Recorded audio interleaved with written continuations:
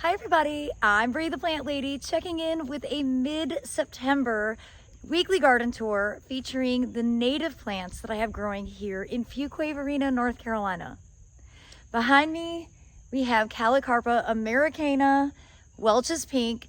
This is a great native beauty berry that was selected for this very early berrying form and this beautiful pale pink berry that the birds love to eat.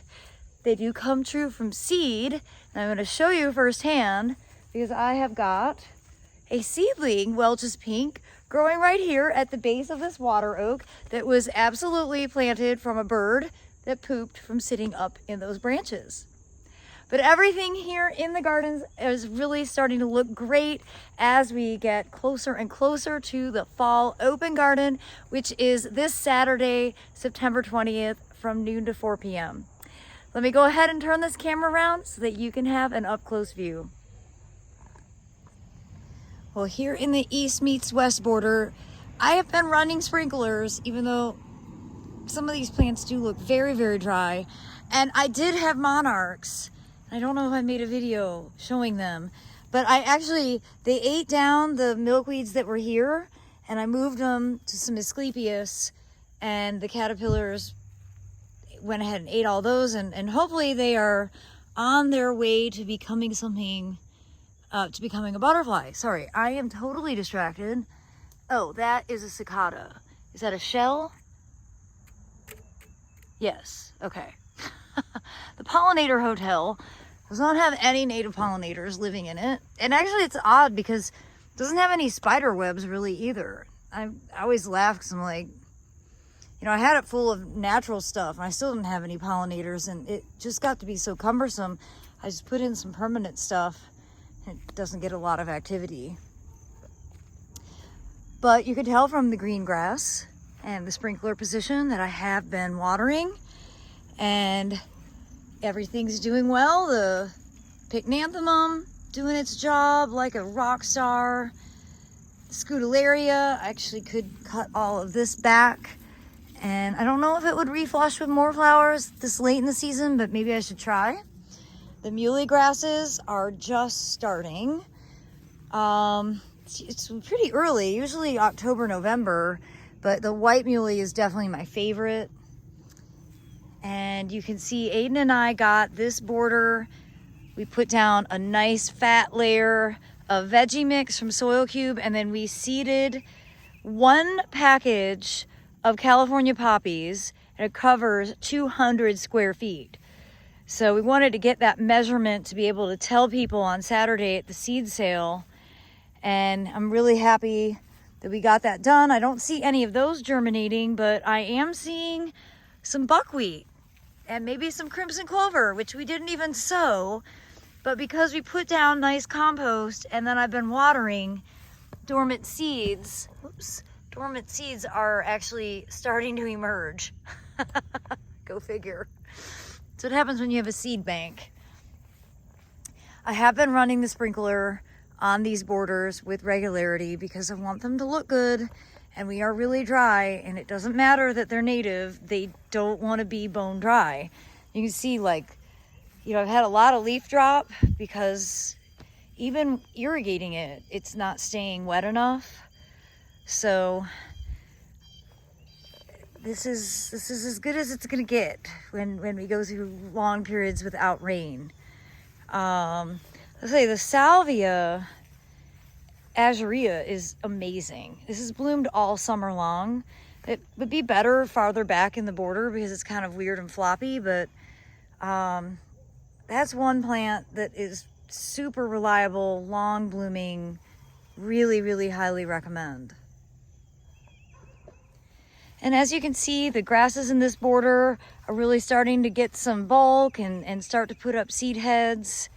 And yeah, it's all coming together. I should look back at pictures of what this border looked like a year ago and compare.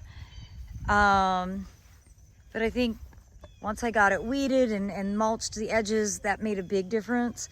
I'm so happy to see all the berries on these deciduous hollies. They look amazing.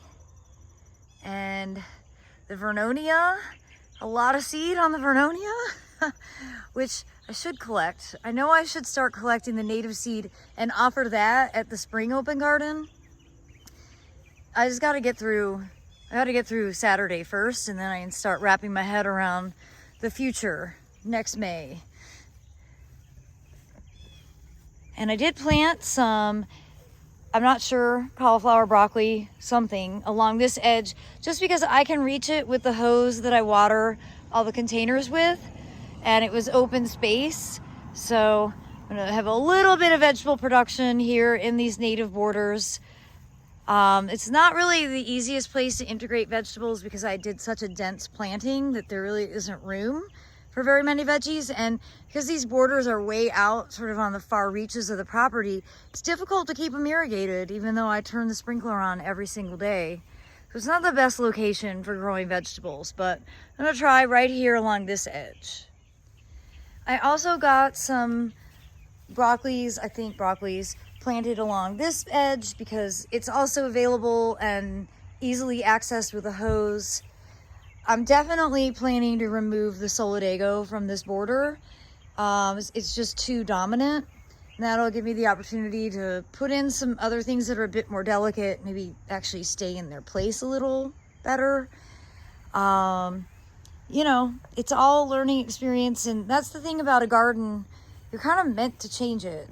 And I'm 3 years into this border, and now I know that Solidago rugosa should probably be in areas where there's more stress so that it can rein in its growing habit. I definitely like to include a lot more salvias in this bed. That's my main motivation for digging out the Solidago. Put in more Salvia leucantha and other varieties and other species, including Salvia gregii, Salvia macrophylla, some of the hybrids. The salvias do so well, they don't need to be watered all the time. And yeah, I'm really looking forward to getting this bed renovated, but obviously I'm not gonna do that until after the open garden on Saturday because I don't wanna make it look terrible right now. Well, here in the fern bed, there's of course a mix of some non-natives as well, including an accidental curcuma or turmeric. There's some epimedium, there's catnip, which I'm not actually sure how that got there. The cats certainly love it. And I have only watered this once with a sprinkler. So it's pretty amazing how well everything is done under here. It is a lot of shade right now because, you know, the leaves on the taxodium are still on. Now this is a deciduous conifer, so it will drop all of its needles and then it would be very sunny under here. But I have to say, I'm really impressed with the catnip. So again, I did not plant, but look at that big stand of catnip. And it's healthy and happy and it's filling up space and seems to really like not being in full sun. So interesting when plants just show what they want, and better not to fight that. And here in the foundation bed, you can see that the Phlox paniculata bright eyes is still blooming and it's not covered in powdery mildew, which is great. This aster has not started to bloom yet, but it should be blooming soon. Probably not by Saturday. And then this section I got, you know, planted and pretty well established with more Phlox bright eyes.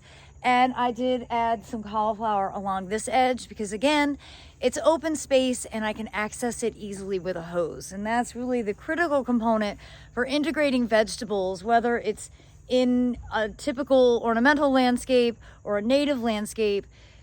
The vegetables require more water. They also really want richer soil. And so you have to be really conscientious about how you manage vegetables if you are foodscaping and integrating them in, because they need full sun, they need a fair amount of nutrients, and they need quite a bit of water. Well, everybody, I hope you'll plan to come out and see the gardens in person on Saturday, September 20th. It's probably going to be one of the last videos where I have to repeat that date over and over again. I'm preparing for a really long time, so hopefully it will be a successful day. Well, as always, thanks so much for watching and happy gardening, everybody.